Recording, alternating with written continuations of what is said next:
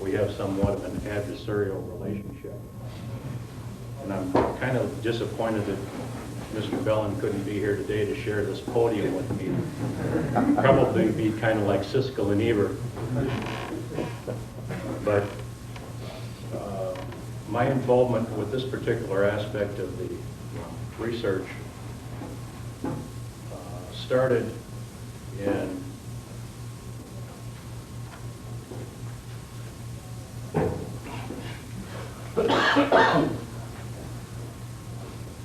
1983. Mr. Bellin had appeared on the Nightline television show, and there was a discussion between Mark Lane and Ted Koppel, and they were talking about the Mexico City CIA tape. And in that exchange between Mark Lane and David Bellin admitted that the Warren Commission had access to the CIA tape, which Mr. Phillips, David Phillips of the CIA, had said had been destroyed shortly before the assassination. So I'm going to detail a little bit of the history of this. On the day after the assassination, J. Edgar Hoover, the head of the FBI, sent a letter to James J. Rowell, the head of the Secret Service, and it was just a brief summary of the brief investigation that the FBI had done the day of the assassination and that morning before this letter was written. And in the letter, J. Edgar Hoover wrote the following: the Central Intelligence Agency advised that on October 1st, 1963, an extremely sensitive source had reported that an individual identified himself as Lee Oswald, who contacted the Soviet embassy in Mexico City inquiring as to any messages. J. Edgar Hoover further wrote, special agents of this bureau who have conversed with Oswald in Dallas have observed photographs of the individual referred to above and have listened to a recording of his voice. These special agents are of the opinion that the above referred to individual was not Lee Harvey Oswald.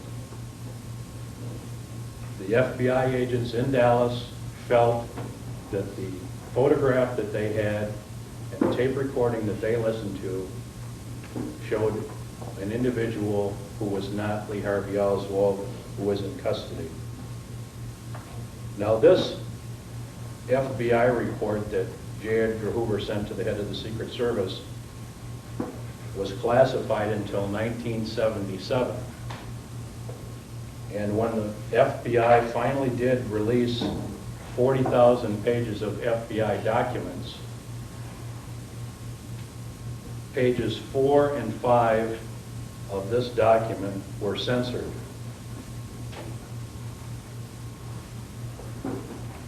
And that was the paragraph that dealt with the agent saying that this individual was not Lee Harvey Oswald. Now in 1975, 2 years before this FBI report was released, there was word leaking, and Nicholas Horrock published in the New York Times on Sunday, September 21st, 1975, a brief mention of this tape. Said the Central Intelligence Agency secretly tape recorded 2 telephone conversations between Lee Harvey Oswald and the Cuban and Soviet embassies in Mexico City some 8 weeks before President Kennedy was shot to death on November 22nd, 1963. Government sources familiar with the events said today. In response to inquiries about the matter from the New York Times, the CIA issued an unusual public statement on the matter. but it would not confirm that there were any tape-recorded conversations.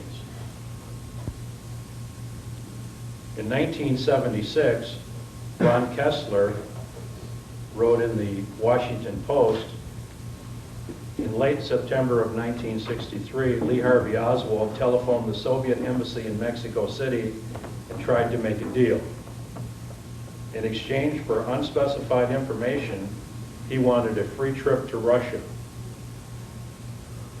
This conversation was intercepted and recorded by the Central Intelligence Agency. And the Post has also verified that the CIA failed to turn over the complete transcript to either the FBI or the Warren Commission.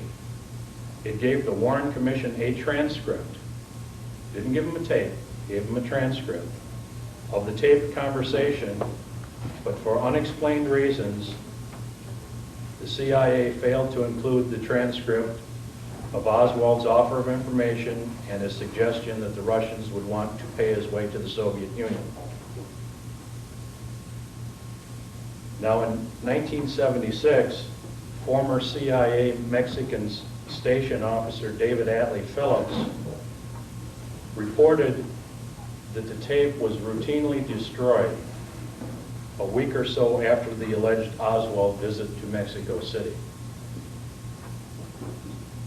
And he reportedly testified to the House Select Committee on Assassinations that the CIA had not told the Warren Commission that they had tape-recorded Oswald's conversations. So up until David Bellin made his statement on the Nightline show, the position that the CIA had was that this tape had been destroyed. It no longer existed, and the only thing that they had available were transcripts.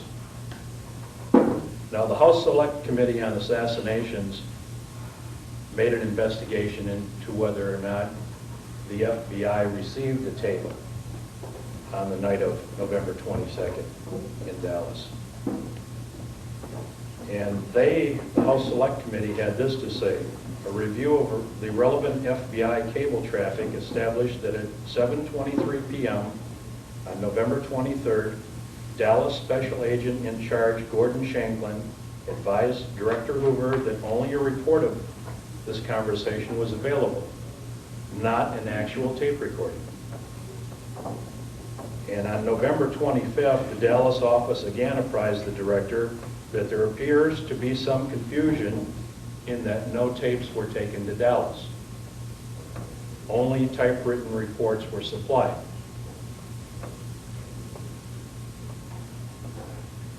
Shanklin recalled in a committee interview that no recording was ever received by FBI officials in Dallas. They also interviewed Special Agents James Hosty, John W. Fain, Burnett Tom Carter, and Arnold J. Brown, each of whom had conversed with Oswald at one time, and they all informed the committee that they had never listened to a recording of Oswald's voice.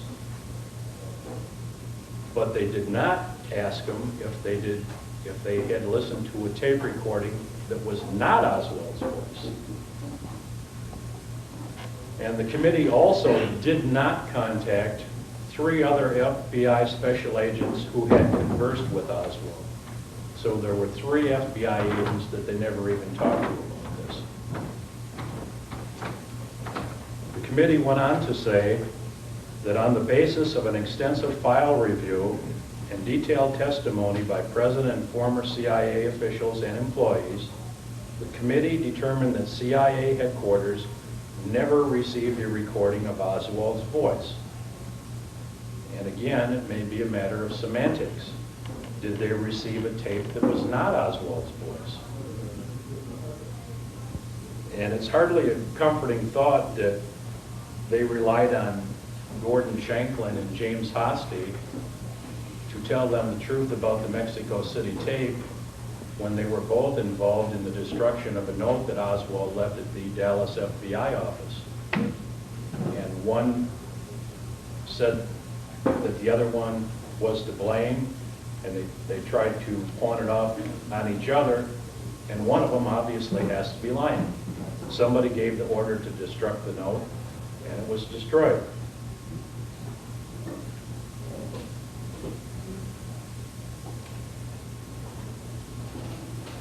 Okay, now getting to my involvement with this, on the night that David Bellin made this admission,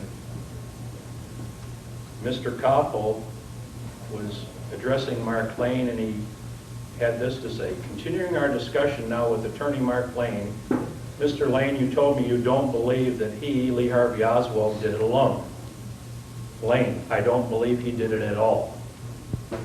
Then at least help us out. You've spent 20 years of your life, I assume, trying to find out who did. Lane, if you want my view as to who I think was involved, I'll tell you. Elements within the Central Intelligence Agency executed President John F. Kennedy. I believe that because in October of 1963, the CIA left behind a trail in Mexico City claiming that a man named Lee Harvey Oswald went to the Soviet embassy. He checked in with a man called Kostikov, who the CIA told Earl Warren was a KGB official for the Soviet Union in charge of terror and assassination in the Western Hemisphere. Oswald called the embassy, the CIA taped the telephone call, and Oswald said, "This is Lee Oswald, are there any messages for me?" Oswald then went to the Cuban embassy in Mexico City and was arranging for a transit visa, ostensibly to kill after he killed the president. The only problem with the whole story is that it was not Lee Harvey Oswald. It was a charade designed by the Central Intelligence Agency in October of 1963 to leave behind a series of acts, a trail which would lead to Lee Harvey Oswald after the assassination. That meant that in October of 1963, the Central Intelligence Agency was planning to place the blame on Oswald for an assassination which had not been committed, but which obviously people within the CIA knew was going to take place next month. Mr. Koppel, all right, David Bellin, let's pick up on that one point. We do know things now about the CIA that we didn't know back then. And yet, one of your commission members was, as Peter Lance pointed out, Alan Dulles, former director of the CIA. He might have shared some of that, don't you think? Bellin, first of all, the Warren Commission did know that Oswald was in Mexico. The Warren Commission had access to that tape. I subsequently wrote to Mr. Bellin and asked him about his admission on the Nightline program that the Warren Commission had access to the tape. And for any of you who have read my articles in the third decade, you know that he gave me a considerable runaround. But like Professor Rose said, I am somewhat tenacious in going after an answer that I would like to have. Now, Mr. Bellin's answer to me was, when I stated on the Nightline television program that the Warren Commission had access to the Mexico City tape recording, allegedly of Lee Harvey Oswald, it was my recollection that the two lawyers concentrating in the area of possible foreign conspiracy, W. David Slauson and William T. Coleman, did have access to that tape. You may want to write to Mr. Slauson in California at University of Southern California. So I wrote to Mr. Coleman and I did not receive an answer. And I wrote to Professor Slauson and he replied, yes, we had access to the CIA tape of Oswald in Mexico City. Now this is the tape that David Phillips said had been routinely destroyed. David Slauson says we had access to it. So I asked him, did the voice on the tape sound like Lee Harvey Oswald, who was shot by Jack Ruby in Dallas? He replied, I do not remember whether the voice sounded like his. It puzzles me how you think I should know anyway, since I never met him. He was killed, you know, in 1963.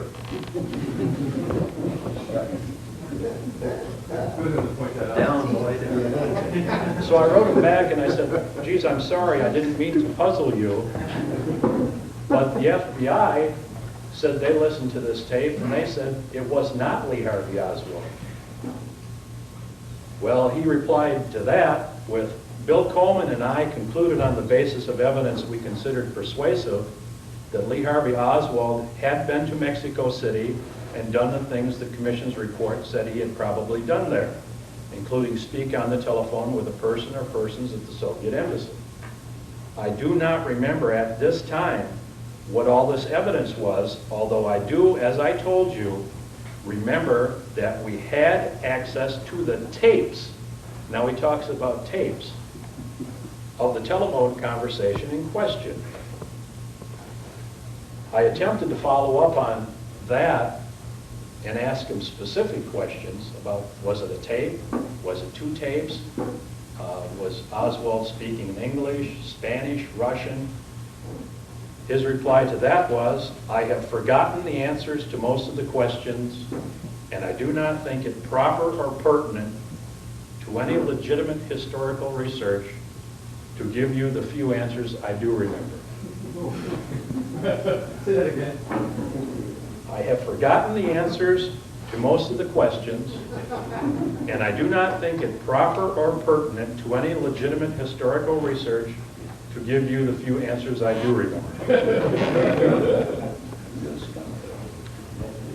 I see a professor out here. Criminal law.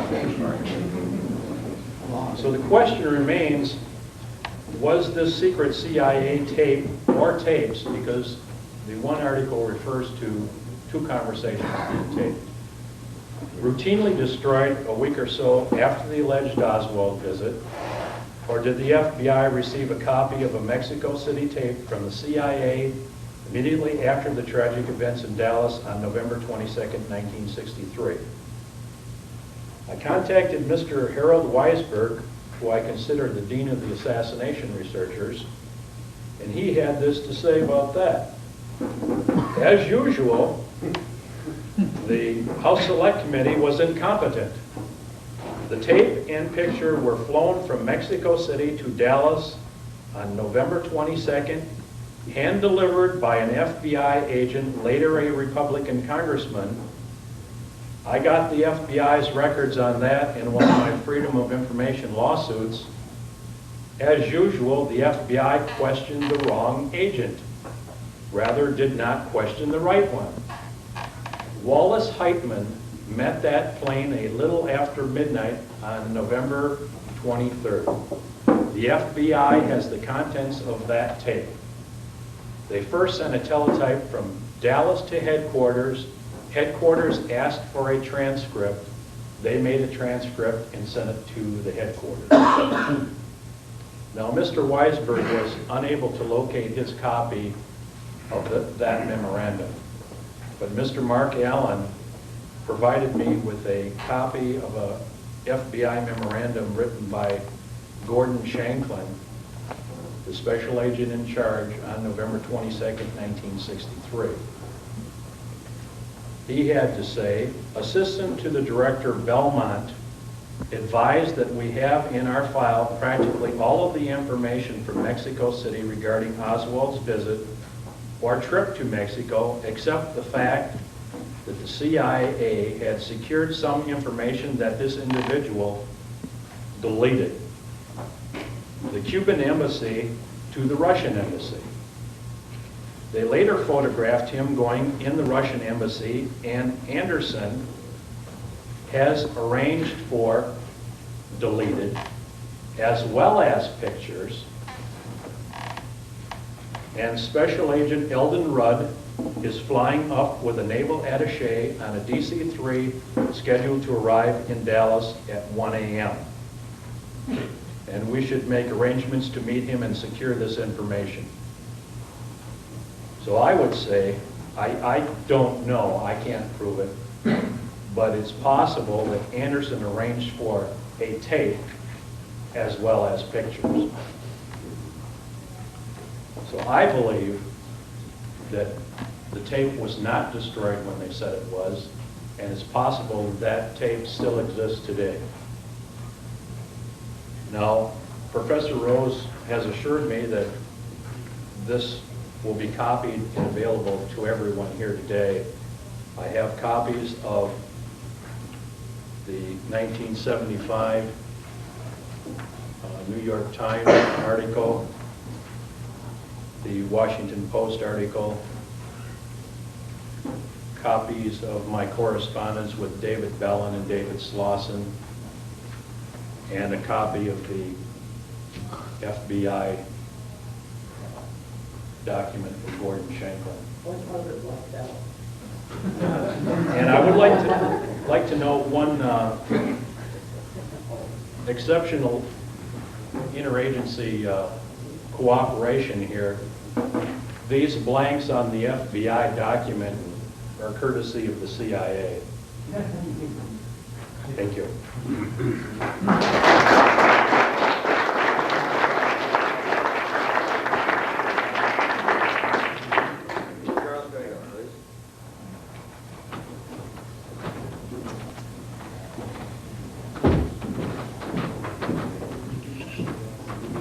I need to apologize in advance for any superficiality on this. I was given it this morning and was trying to read it during the first few speakers, but as usual, I find Gary's work compelling and thought-provoking. And I'm going to ask us, what can we learn from this tale of the tape that we don't already know? I think the answer is we can learn as much about ourselves, human nature, as by the event itself. I'm fascinated by the possibility of smoking guns, literal as well as in a Watergate sense. And surely an audio tape on which a voice identifying itself as being Lee Harvey Oswald, which in fact can be proved to not be Oswald, would qualify as a smoking gun. So I want to pick up on the last thing that Gary said. Where is this tape? Does it exist today? I mean, is there a trophy room in William Harvey's sub-basement, or Otto Otepka's other safe, or Carlos Marcello's wine cellar, or Reinhard Galen's summer place in the Tyrol, where this tape and the Babushka Ladies film and the bullet recovered by the light-haired agent in Dealey Plaza, or Seabird O'Neill's missile, where they all behind that door. Let's bring them on. I can only make a leap of faith and say I agree this tape probably existed, that it was transported. Whether or not it exists now isn't the point. I want to go one step further and think about just what Oswald was doing in Mexico City. If he was really there, what did he believe he was doing? If he was really there, the point being to establish this pre-assassination chain of very incriminating evidence, what did the conspirators need with a double? Why wasn't Oswald following the full script? Why couldn't he follow the full script?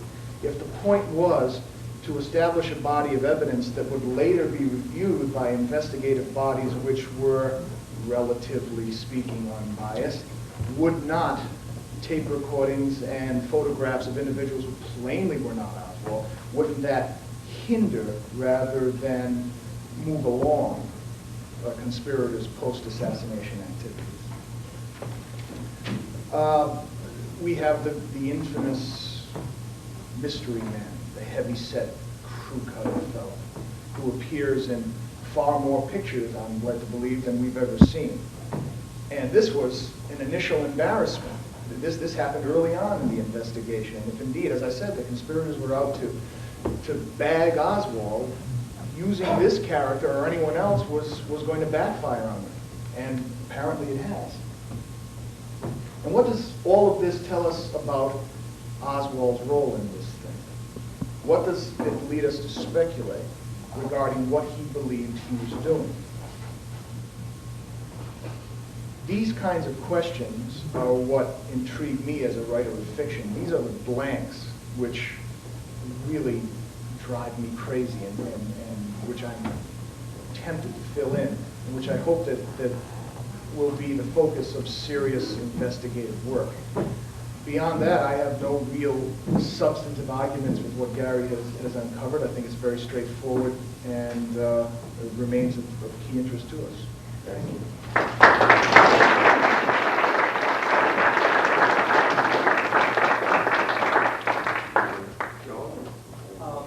I'd like to comment. I'm glad you both had the perspective that you do. I really enjoyed the couple of columns that you wrote, Gary, on your correspondence with Mr. Bellin. My feelings towards Mr. Bellin are kind of a combination of sympathy and the same contempt that I think a lot of people have towards him, and I use that word a little reluctantly, but there's a little sense of sympathy because I'm not convinced that everyone who worked with the Warren Commission was trying to cover something up, because you only need 2 or 3 people involved to successfully do it, the rest. But at any rate, reading your correspondence with him, I can appreciate how perhaps a lot of what has gone as covering up has been just individuals covering themselves, who may have been in some sense duped, and probably most of the people working for the Warren Commission were in some sense duped. That's speculation on my part. But nonetheless, I appreciate how you bring out the extent to which people who were involved are still trying to cover how they may have been duped and so forth. At the same time, I appreciate how Mr. Drago has brought out the questions that raises about Oswald's involvement in Mexico City. What was he doing there? Was a double neck needed? The point of what I'm saying is quite simply, I think you're both adding 2 perspectives to a very relevant issue, and I think it's important for us to consider both aspects of it.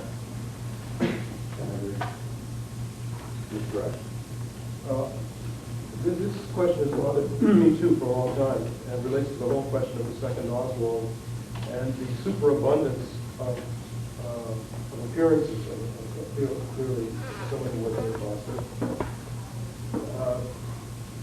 Appearances which would inevitably conflict with the known movements of the actual Oswald.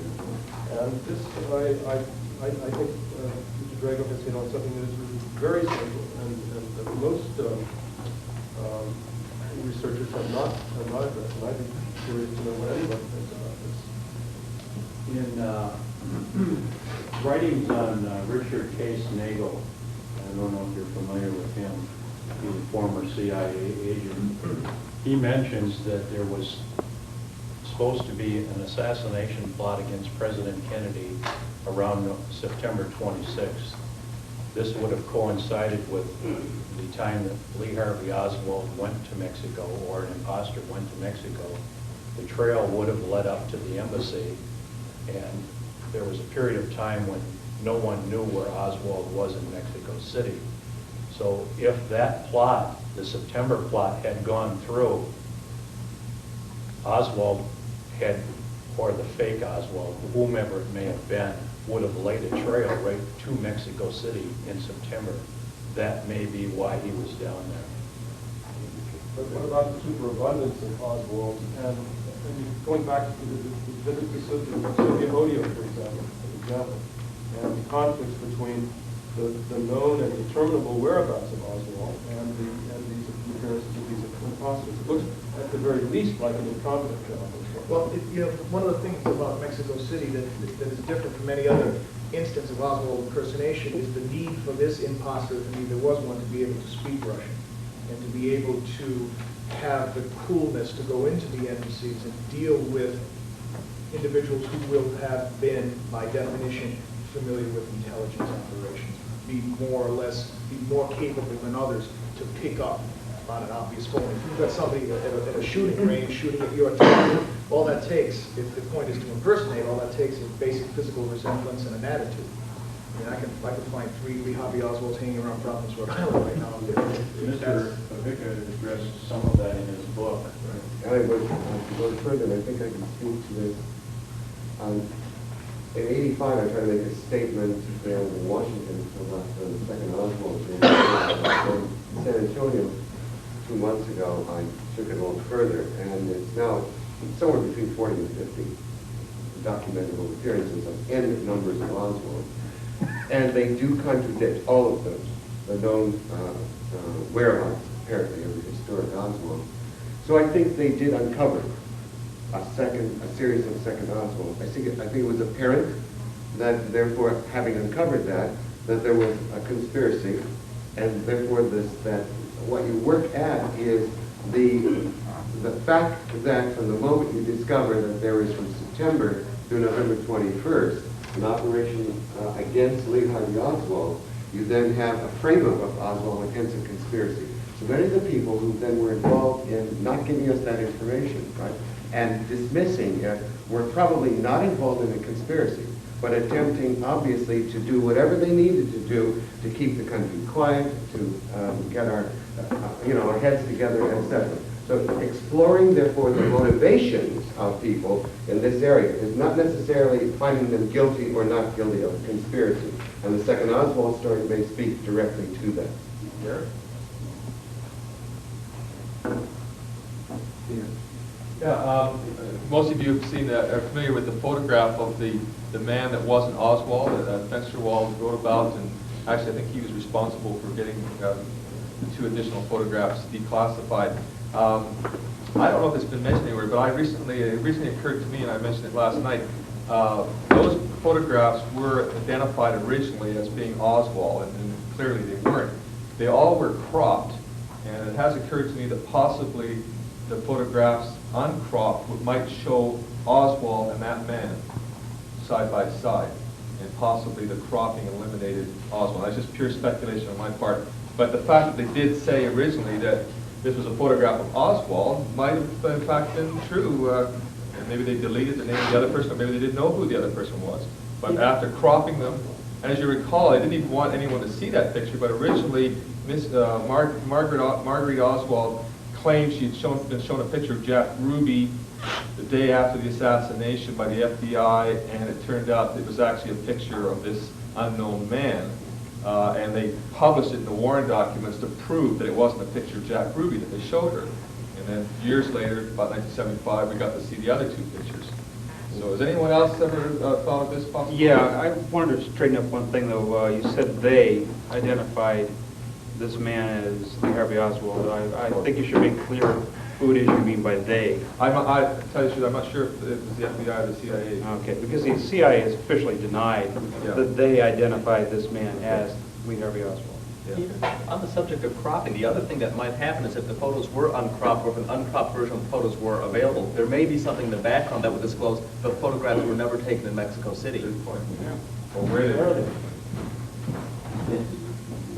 2 real quick thoughts about photos. Isn't there a story that was a Winston of the CIA, when he died, there was photos, and I don't want to confuse your photos, and maybe the corner or just the photos, and James Hamilton took them out after his death? Is there something to that?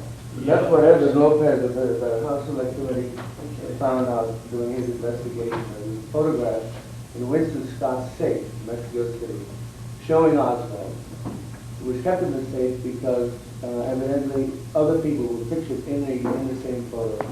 So it is like who might have been from the CIA, and James G. Angleton was reported to have gone down and confiscated the photo from the safe and destroyed it. The other thing I had real quick, when you said when you recorded that FBI memo, one thing I noticed... Can I just interject something? Go ahead. It may not have been Angleton that removed those pictures. Right. I picked that up from another source. I've got some documentation from Mark Allen, and I don't recall right now who the other persons were, but it may not have been Angleton. There was a deletion too in that FBI memo from Hoover. He stops at inquiring as to many messages. And you can even see this in Anthony Summer's book, Conspiracy, just a few pages later, quoting almost verbatim, I think it might even be a CIA memo on the same situation, inquiring as to any messages that were sent to Washington. It's like it clips off, there's a period at the end of the Hoover memo, but the messages that were sent to Washington. So that's an important piece right there. Yeah, there's a separate direction that Spot Fensterwald and George O'Toole, in the former promise analysis the CIA pursued, in which there's possibly a second or third man in a series of photographs. Remember when you say Oswald in Mexico City, it's reputed or alleged because in terms of what he looked like, he resembled Oswald but was shorter than Oswald. So we have an Oswald double possibly, looking enough like Oswald to suggest CIA complicity. And it seems to me that people with good intelligence connections were pressing the CIA and flushed out those pictures heavily cropped. So that next to that man may very well be an Oswald double, which again suggests complicity in setting up a patsy Oswald, which could be easily disproved, and hence a conspiracy in the president's death. The other thing is the time frame. If Oswald was in Mexico City, who visited Sylvia Odillo? That's- And also, I believe, Jerry, it was in the third decade, I believe you wrote it, I could be wrong, in terms of possible forgery in the documents of Oswald re-entering America. That's right. Is that your article? Going in time. Going in. Pardon? All of his border documents and all of his evidence of travel both ways, as well as the hotel registration. I'm going to bring that out on Sunday. I'll show you the pictures of the forged Okay, I remember we registry were in on- Mexico City. Okay, I think. I'm going to blow it on this, blow the whistle, rather. Thank you, Gary.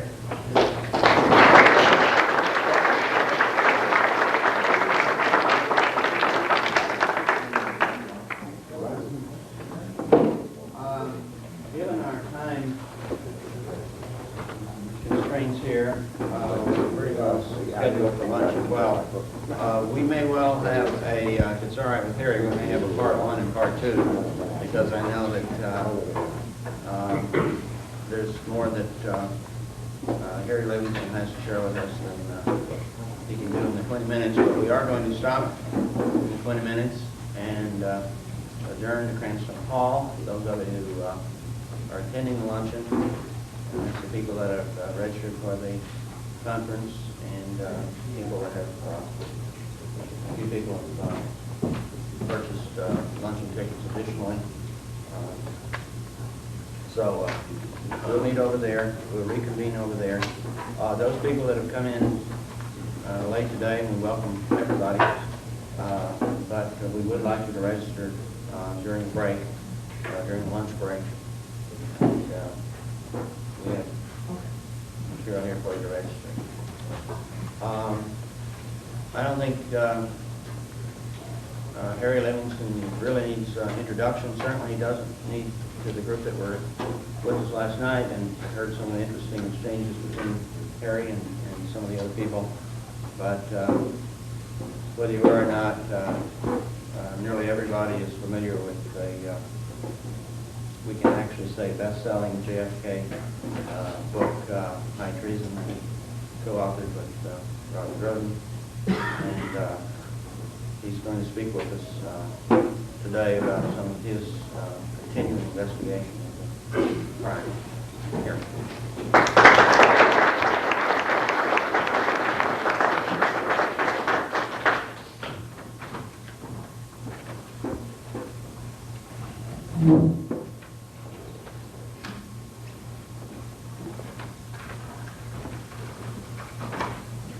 I am going to have to cut this short, but tomorrow we're going to have an important discussion of Joel Wagner's paper. And is Joanna Braun? Joanna Braun? So, okay, raise your hand. Because that'll give me an opportunity to get a little bit more into the medical evidence and my current research. I'm here more to answer questions, really, than I am to make statements. I'm going to make a few statements to stimulate discussion, as you know I'm good at. And then feel free to interrupt me, and if there's anything on your mind, to try to get it out. We'll try to deal with some of these issues. Never forget that there are a great many documents missing from the National Archives.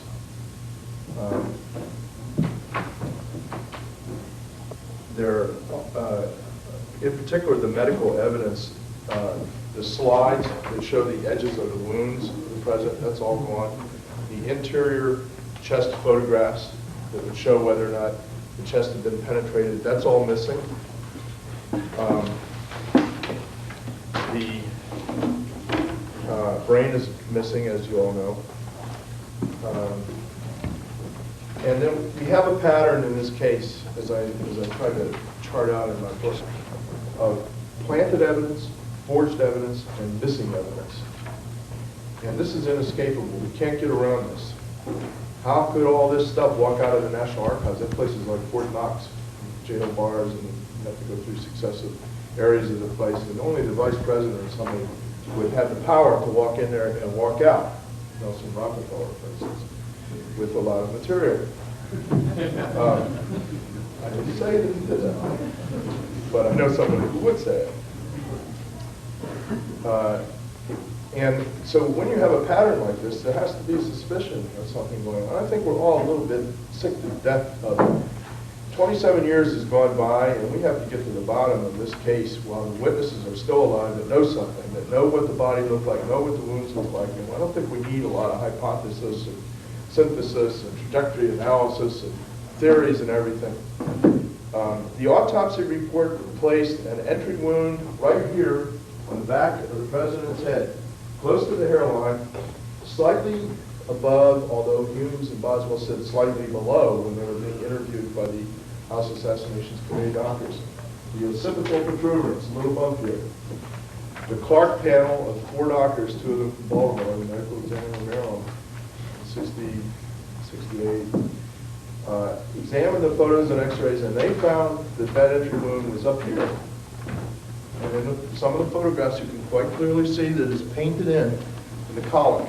I say painted because it is painted. It doesn't exist in some of the other photographs. In particular, I want you to notice, which I can pass these around, but I can't. This area here is out of focus. This was my discovery. I'm not a photo expert. I'm not trained in this. I don't know anything about it. Robert Groden never saw it. Robert Groden never understood x-rays, but I had been. My best friend's a chief radiologist. He had taught me how to read head x-rays in the late 60s, actually. So I am the person who discovered that the x-rays of the skull are totally incompatible with the photographs that show an undamaged face. And this was in 1978. And Lifton found it out in 1988 when I was doing the layout for my book, which I researched and wrote and self-published. And there were 12 people, 10 people sitting around the table, and me and Groden, and I explained why I wanted to have that x-ray of the skull side by side with this picture, because it shows that they are incompatible. That's when Groden found it out, and he told Lifton, who's been paying him all these years. So this area is out of focus here.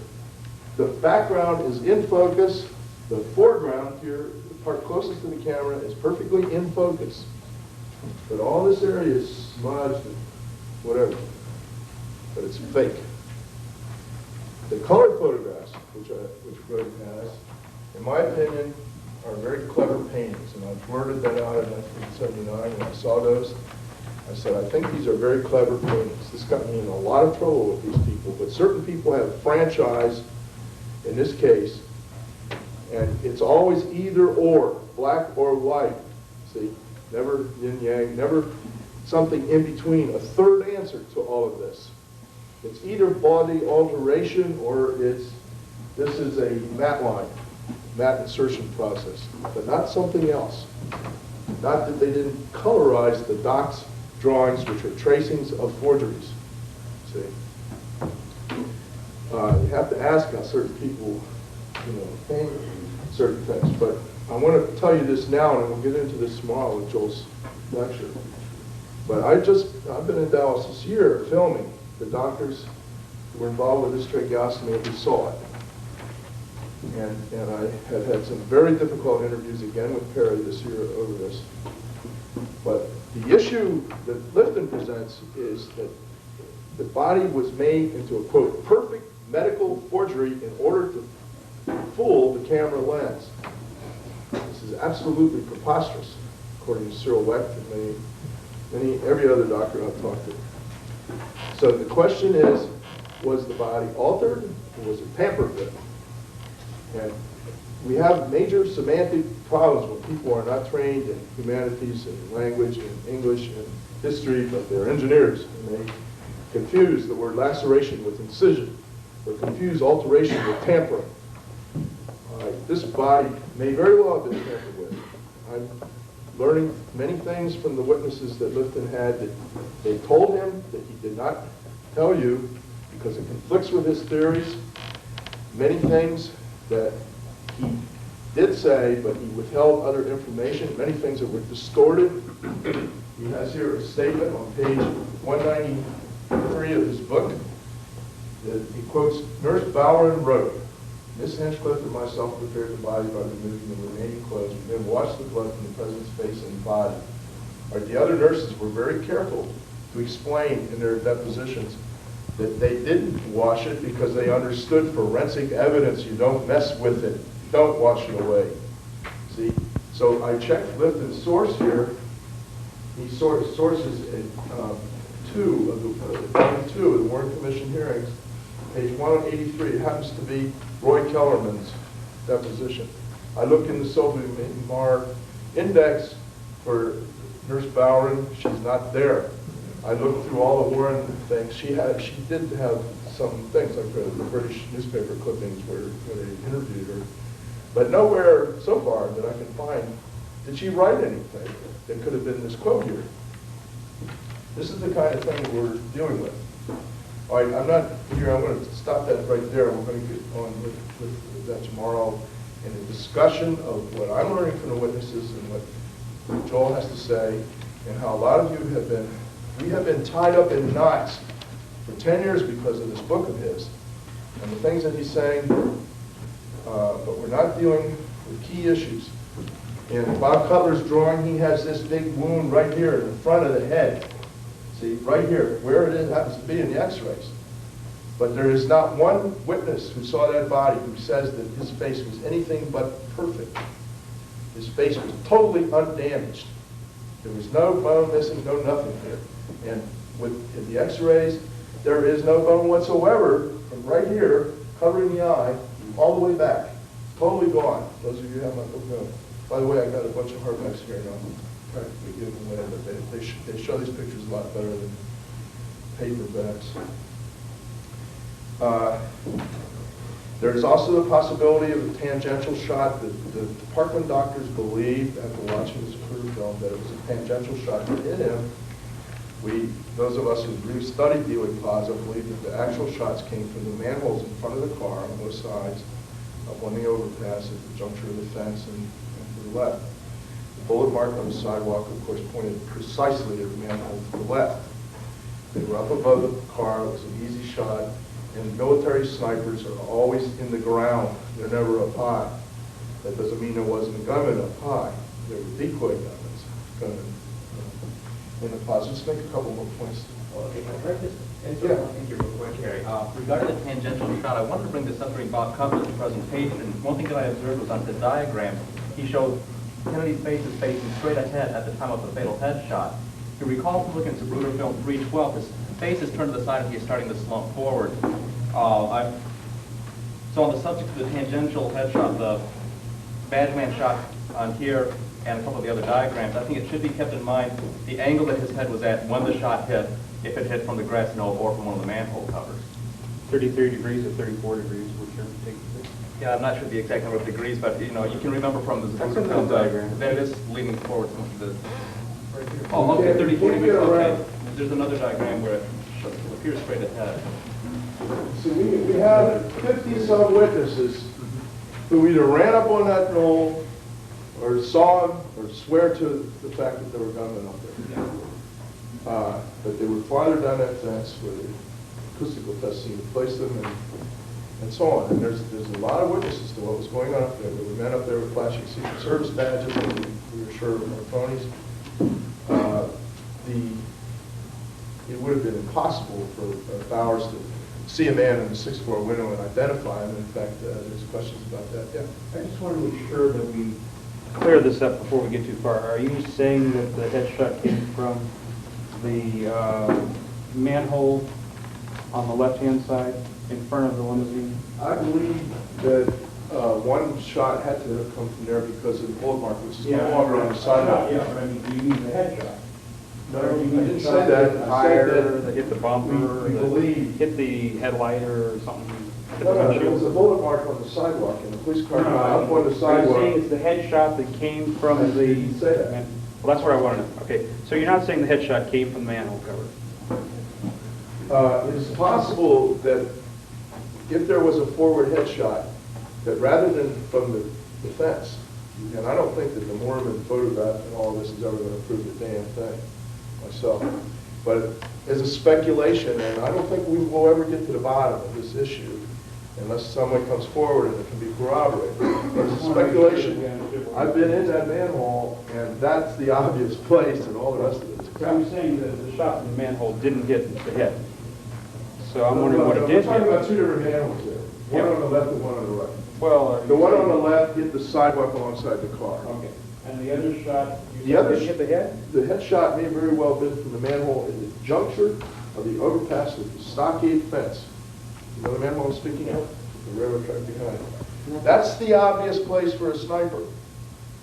Anybody standing on that fence is crazy, see? But you're And saying then he can get through the pipes and out. if it didn't, I'm wondering what it hit. Do you think maybe it hit the windshield instead?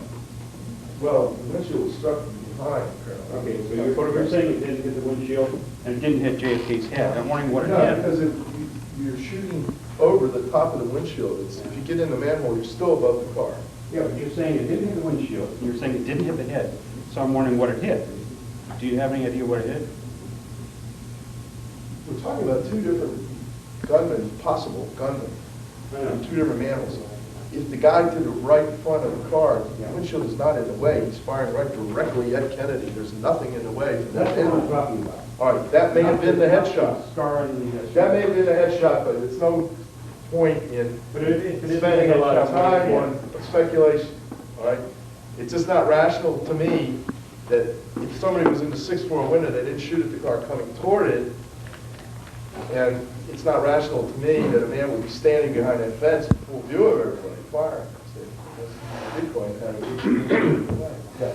Following people either have stating it or have not, but I kind of worked it through, and is not being able to visualize the sewer being at a point at which the car in its declination allows someone at that sewer to The be- one alongside the car in the ground, you mean? Yeah, and so what they need to see maybe is the sewer's relationship to the declination of the street in relationship possibly to a limousine-like object on the street. Yeah, I think it's very possible that somebody was in that sewer. What I mean is, I don't discount that. I think we you're- probably need to see those relationships maybe in three dimensions. or In the mixed four. film, you can. In the mixed film, you really can. I wanted to tell you this. Let me make a statement first. I've spent a lot of time with the Parkland witnesses since 1979. Some of them I consider friends, and I consider them friends. I have 8 of the men from the autopsy that I have spent a great deal of time with. Now, any lawyer knows that trying to deal with testimony from witnesses is very, very difficult. When Paul Connor said there was no brain in the head, it's because he wasn't in the room. He told Lifton, he marked down 8 o'clock when that body came in. It couldn't have come in at 8 o'clock. It had to have been there by 7 o'clock. The plane landed at 6 o'clock, and at 5 after 6, within 10 minutes, actually within a few minutes, maybe 5 minutes, they were out of there with that body, and at the maximum amount of time was 45 minutes to get to Bethesda. Now, I'm not saying that somebody didn't get at the body. I have one witness from Bethesda who has given me extensive testimony that may indicate surgery, pre-exam, bullets removed. And I'm working with him, and I'm not going to lie to you, and I'm just telling you that that's where I'm at right now. I don't know yet what the answer is, but I'm going to also tell you this. At Parkland Hospital, when Dr. Kemp Clark describes that casket as a plain, bronze-colored plastic casket, when the hospital supervisor calls it a plain coffin, see, when Paul Connor tells you, and it's even repeated in the best evidence, by shipping casket, I don't mean a simple Vietnam type shipping casket. It was a coffin. It was a viewing coffin, the cheek. See, the point is that under the shock of the circumstances, and I'm going to say this is the answer either, but nobody is thinking in time sequences very well, and nobody is thinking in terms of focusing exactly on that casket. That's what funeral directors count on when they're cheating you, of which most of them are. See, and they he's charged the government, he charged them $1,500 or $395, I think it was. He He got paid $13,395 in 1965. There's something funny going on about the casket. Secondly, what nobody picked up on, including Lifton, is that Doris Nelson said that body was out of there at 2:10. And we have a report on the Dallas police tapes that at 2:15 it was at Love Field. Then we have the Aubrey Wright clearing the hospital at 3 o'clock, and those doctors said the body's out of there at 3 o'clock, see? So we have a possibility of two different times of departures of either a body or a casket. So there's some unanswered questions that I'm working on right now with great intensity. And I did not intend to write another book in this case. I didn't intend to write the first one, but our professors literally, I won't say forced, but they went to great lengths to get me to do it. And I had quit. I wasn't going to go on with this. But I'm doing it. Some goddamn fakers in this case with their innuendo, with their circumstantial evidence, with their guilt by association. And the public is being misled. We are ridiculed. We're called buffs. Some of us call ourselves buffs. This word should be expunged and purged from our vocabularies. Yeah, John. Yeah, I want to ask you about something you mentioned at the very beginning of your presentation. You brought up the matter of the missing autopsy material, the wound name slides and the brain and so forth. Do you know who the National Archives says had custody of those materials, the last known custody? Well, if you're going to say Robert Kennedy's, they never Kennedy. had constructed. That's what they tell you. I know. They may don't know that, but that sounds like what they would say. But Kennedy's never actually had physical custody of this material. It was always in, for a time, it was in a box in The football was eventually transferred to A.G. Novello, Yeah. Robert Kennedy's secretary. And then there was a chauffeur who claimed that he did accept a large crate from the National Archives to take it in behalf of Robert Kennedy. So there may not be anything sinister about that. Well, I think that the opposite. My study of it shows that they never had constructive custody of it. But if you put it different, I hope you can see it. We should have a paper on this. Number one, Kennedy did not have physical possession of it. Number two, the agents transferring were Treasury agents, specifically was probably the Secret Service. So that between one transfer point and another, federal agents had possession of the lottery, probably Secret Service. You need to find out who the transfer agents were. Yeah. At that point, it's again in possession of people who might have been involved in an attempt. I will tell you on the 7th of December. But every time it's Okay, transferred, well, they talk to murder. I understand, but every time it's transferred, it's in the hands of Secret Service agents or federal agents. It was never out of their hands. Now, We're talking about two different things. We're talking about property rights and physical evidence. In other words, property rights can be transferred legally, but physical evidence may not be transferred. Well, it's questionable whether the contract was ever legal, that the Kennedys ever had legal right to possession. You want to go right now? No lunch. The JFK Research Conference, the third decade. We're going to have 4 speakers this afternoon. And the first 3, well, actually the first 4, all 4 speakers, for these people, we will have papers to distribute. They are available. Unfortunately, 3 of them are in my office, which I'll have to hustle over here before we leave. But George Michael's paper, I believe you left up here, didn't you? Yeah. So it's available. And are there people that didn't get it? Okay, maybe somebody up there in the front row could hand those out on his paper. Thank you, David. Here's more of that catalog 14. What? That catalog 14, did that come? I have some more in the car. I don't know any more here. Okay, thanks. Late arrival, this is Andy Winnie Archuk of the Last Hurrah Bookstore. Yeah, I saw some hands go. Oh,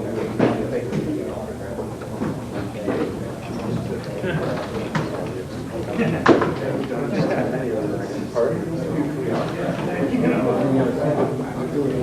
somebody else buckle up, and I start.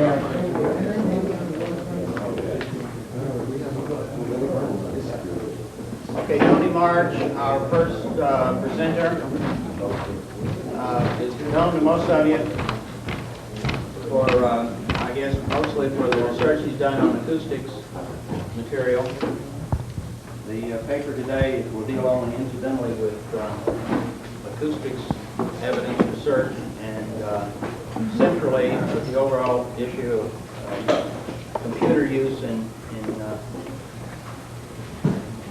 JFK assassination research.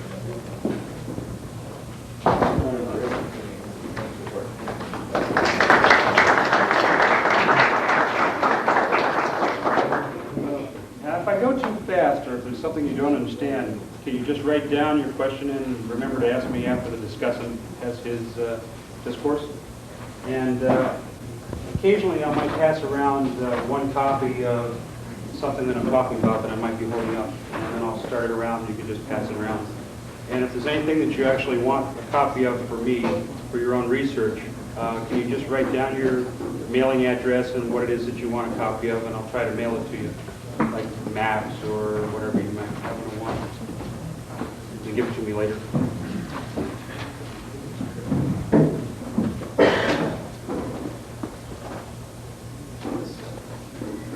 Okay, there are several ways that computers have been used in investigating the assassination of President Kennedy, and even more potential uses. We'll outline some of the ways computers have been used, including some of the ways I have used computers, and how computers could be used more in the future. The first method is statistical analysis. Although statistical analysis can be done by hand or with a pocket calculator, which is just a handheld computer anyway, using a computer has certain advantages which gives the researcher more productivity. More calculations can be done more quickly and data analyzed in more ways more easily. Even statistical packages which used to be available only on a mainframe computer are increasingly becoming available for microcomputers.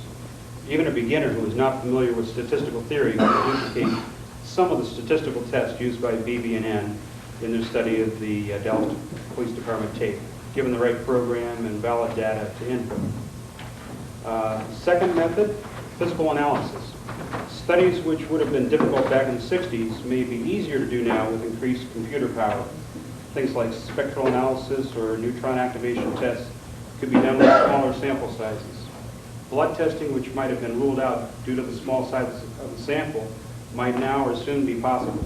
This might clear up questions such as what bullet fragments hit which persons and objects. A third way, fingerprint ID. Computerization of fingerprint ID files makes it easier to find matches with unmatched prints. Computerized searches through fingerprint databases might be used to prove identities of suspects that were not possible before. Eventually, computerized matching might even allow one to prove that a fingerprint was planted or when it was left. Fourth method, DNA fingerprinting. Although some courts have not accepted DNA typing as conclusive proof, some experts believe the test to be 99.9% reliable. By matching DNA material in a sample to a person, it is possible to prove things that could not be proven by an ordinary blood test. DNA material may survive intact much longer than a blood sample. So even after 27 years, it might be possible to learn something more about the JFK assassination by DNA testing. For example, it might be possible to prove which blood covered which parts of the limousine. Was it only JFK's blood or possibly brain matter on the windshield? Or was some of the blood Governor Connolly's? Or is the blood on the windshield now neither men's, proving that the FBI or the Secret Service fabricated the windshield evidence? If someone had saved the cigarette butts from behind the grassy knoll, perhaps a DNA test would indicate the general racial or national characteristics of the shooter. The testing might become so sophisticated and the database large enough that you could show that the individual was of German extraction with a rare medical condition and chain-smoked Camel cigarettes. A fifth method, digitized photographs. Computer enhancement of photographs has been used to glean more detail and clean up photographs studied by the House Select Committee. Some enhancements can disprove a theory by showing that what looks like a gunman is merely an optical illusion due to the fuzziness of the photograph. Or enhancement might bring out details such as the shadow of a rifle. Digitizing the photographs also allows a researcher to compare photographs more easily, plot movements, and extrapolate hidden objects. Sixth method, digitized audio. Because computers are inherently digital, it makes it easier to study audio sources when you convert the typical analog signal into digital. Even the least expensive home computer can now digitize sounds and store the information in files. I was going to bring an example, but I can't with this setup. This makes it easier to manipulate and analyze the data without expensive equipment. Plus, there's the advantage of being able to print out hard copy for analysis. One project that I have just begun is digitizing the Dallas Police Department tape with the Commodore computer. I hope to find patterns which suggest a previously unidentified shot. And with the right programs, any researcher might be able to duplicate the work done originally by BB&N or Weiss and Hoskiness. The program which I'm currently using stores information as a .raw file, which is compatible with other computers. Other programmers and I are working on programs which will display and analyze the raw files. It might be possible to prove or disprove that certain messages on both channels are crosstalk of the same message, or that the bell sound indeed is a bell, or that it is an electrical interference, or that the sound right before the siren on the cycle with the open microphone being turned on is actually the arcing sound of the switch being turned on to start the siren. That might prove that the open mic was on the cycle in the motorcade. Seventh method, CD. It appears that CD players are rapidly becoming a replacement for tapes and records. It would be great if someone could arrange to put the Dallas Police Department tape onto a CD for other researchers to use. Or a conference such as this one could be archived onto a CD.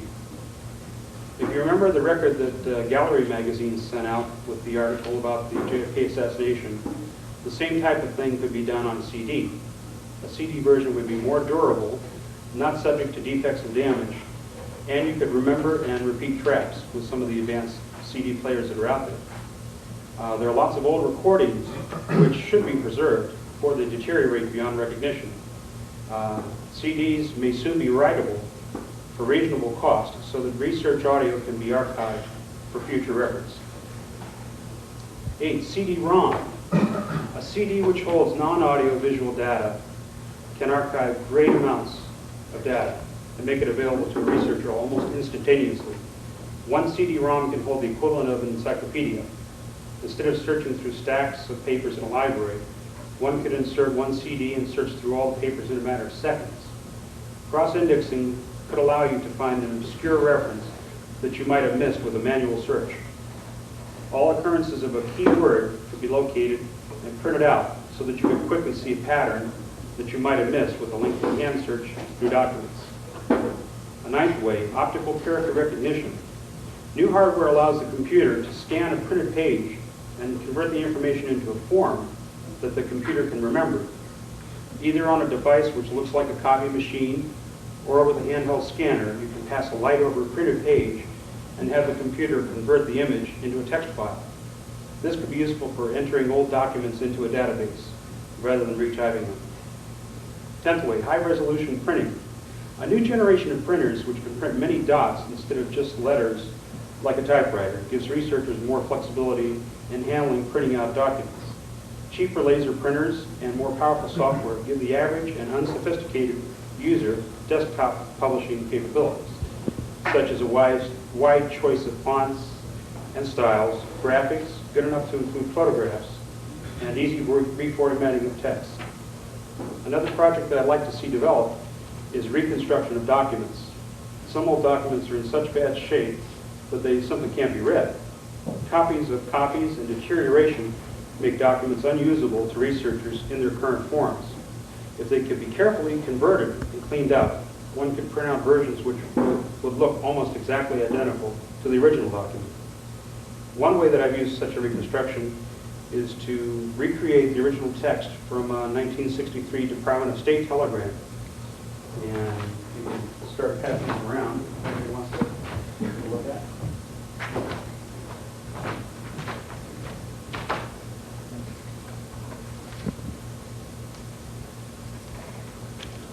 and he'll just pass it around to everybody. The original draft of this cable had a lot of words X'd out so that you couldn't read what the original draft was supposed to say. But I was able to see most of the text underneath the Xing out and typed it into my word processor. And then printed out what I believe to be the original text, the original draft of the cable as an aid to researchers. Scanning would make that much easier and quicker to do. And perhaps OCR software could be taught to see the original text under the Xing out. I had only a 9-pin dot matrix printer to reprint the telegram, but a laser printer might be able to reprint it exactly so that one would think it was the original telegram draft. Facsimile. Facsimile transmission allows one to send a document in almost its original form anywhere immediately. This could be a great help to a researcher who needs to find a missing piece to the puzzle very quickly. A document could even be sent to someone who doesn't have a fax by arrangement with a local store that offers such a convenience. Not only is there no waiting for the mail or wondering if it will survive the mail, one does not take any chance of losing the original. Local libraries now offer fax. This makes it possible to get copies of articles from anywhere across the country. If you're not able to find a copy of a rare book or an obscure magazine, your local library might be able to locate it and have it faxed for you. This is how I was able to get better quality copies of some magazines and newspaper articles from a library which had the original material instead of microfiche. Databases. Storage of research material in a computerized database offers options not available to paper storage. Hand searching can be time-consuming and is inherently error-prone as fatigue creeps in and one misses otherwise obvious details.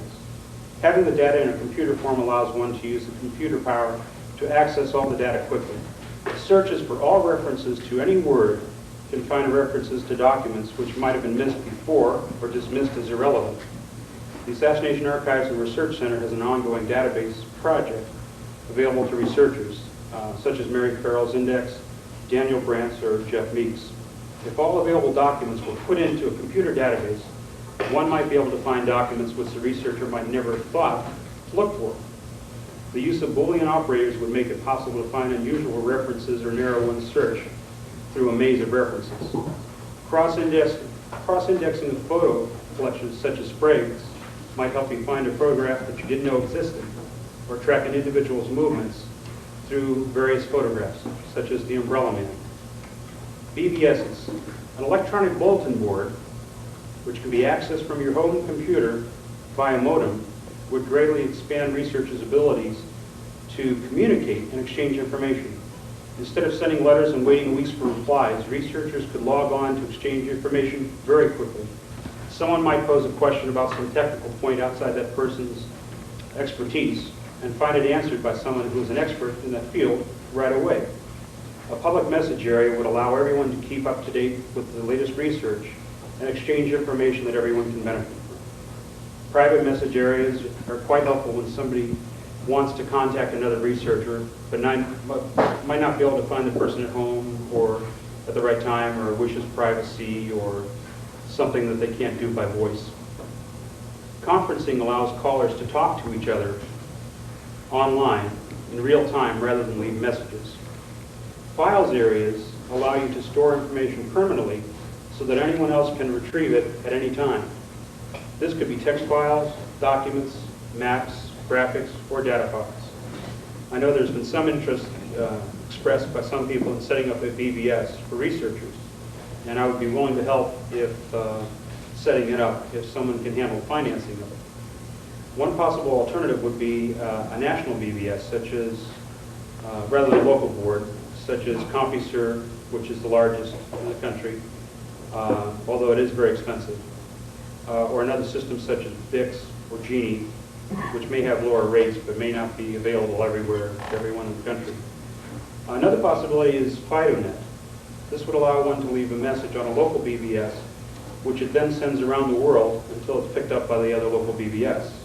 Many of the echoes carried by FidoNet are particularly narrow in their focus, and it might be possible to convince the administrators of the system to carry a JFK Assassination Echo. but convincing your local BBS to carry it may be almost impossible, very difficult. It might be necessary to set up your own computer to connect into the Echo directly, which could also result in very expensive phone calls. 14, word processing. This may be too obvious, but there are still people who prefer to use a typewriter. I don't think I'd ever go back to typing in things with a typewriter. Using a good word processor with your computer allows you to do more with your text. Underlining, boldface, compressed, expanded text can be used to much more easily when it's entered into a word processor. Old letters can be reprinted to circulate copies to others. And letters and articles can be exchanged or collaborated on via disk, so the changes can be made and resaved easily. Everyone makes mistakes, and it's often easier to fix them when you have it in a word processor. Using the search and replace feature, spell checker, style checker, etc., make it easier to correct errors and update information. One problem to watch out for, though, is which format is used to store the file. For example, IBMs typically end the line with a carriage return and a line feed, while Amigas use only a line feed so that a carriage return ends in a blank line.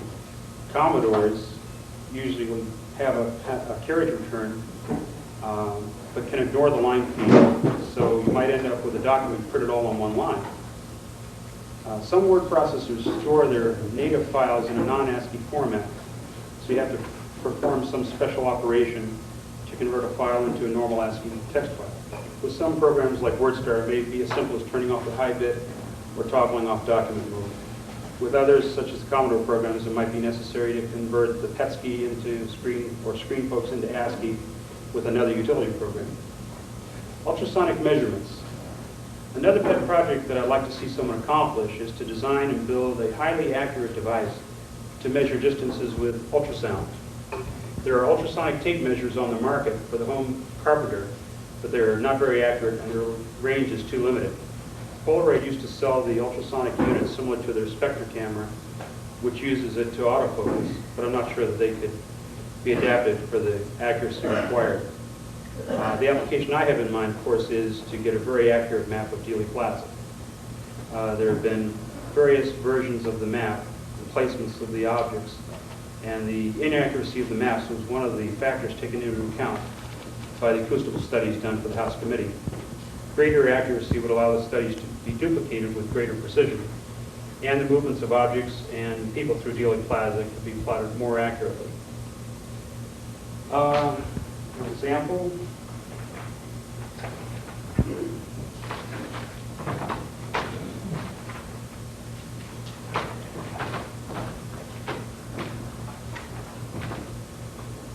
This is a computer printout that I've done of a drawing of a map that I made with my computer program that I use with the Commodore computer.